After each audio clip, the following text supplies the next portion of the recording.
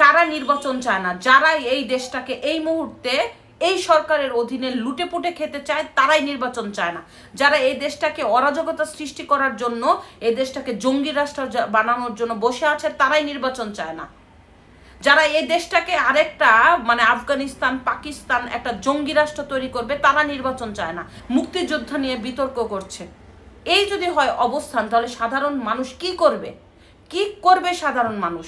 আপনি চাঁদা না দিলে আপনার বাসায় গুলি করবে, আপনার টাকা না দিলে আপনাকে প্রকাশ্য হত্যা করবে, আপনি কিছু করলে আপনাকে আওয়ামী লীগের ট্যাগ দিয়ে হত্যা মামলা দিয়ে জেলে ঢুকাই দিবে। প্রথমে শেখ হাসিনা যাওয়ার পরে এক লাগারে যেভাবে জঙ্গিদের জামিন দিয়ে দেওয়া হয়েছে, এই জঙ্গিরা এখন বাংলাদেশে অবস্থা করছে। বেকারত্ব বেড়ে যাচ্ছে, এই বেকাররা লাস্টে ছিনতাইয়ের পথ বেছে নিচ্ছে। এরাই বিভিন্ন দলের ক্যাডার হিসাবে কাজ করছে, এরাই বিভিন্ন ধরনের সন্ত্রাসী কর্মকাণ্ডে লিপ্ত হয়ে যাচ্ছে। শুধুমাত্র ইউনূসের এই মানে গ্রামীণ প্রতিষ্ঠান ছাড়া বাংলাদেশের সবগুলি প্রতিষ্ঠান আজকে খারাপ অবস্থান, বলার কেউ নাই। কারণ যতদিন এই ইউনূস সরকার দেশে থাকবে বাংলাদেশে একটা অভিশাপ লেগে গেছে।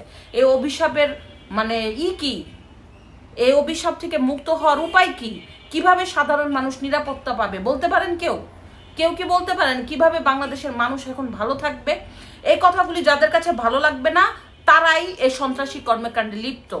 তারা আওয়ামী লীগের ট্যাগ দিয়ে নিজেদের এই সন্ত্রাসী কর্মকাণ্ডকে ঢেকে তারাই এই দেশের মধ্যে অরাজকতা সৃষ্টি করছে।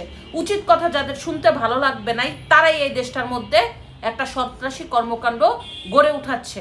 তারাই এই দেশকে একটা আফগানিস্তান বানাতে চাচ্ছে, তারাই এই দেশকে একটা জঙ্গি রাষ্ট্র বানাতে চাচ্ছে। অচিরেই কিন্তু এটা নিয়ে সবার বসা উচিত, কিভাবে এই সন্ত্রাসী কর্মকাণ্ড বন্ধ করা যায়। ইউনূস সরকারের পক্ষে সম্ভব না। দলমত নির্বিশেষে সব দলের মানুষ, সব ধর্মের মানুষ একত্র হয়ে এই সন্ত্রাসের বিরুদ্ধে লড়তে হবে, অন্যথায় বাংলাদেশের অবস্থা খারাপ। ধন্যবাদ।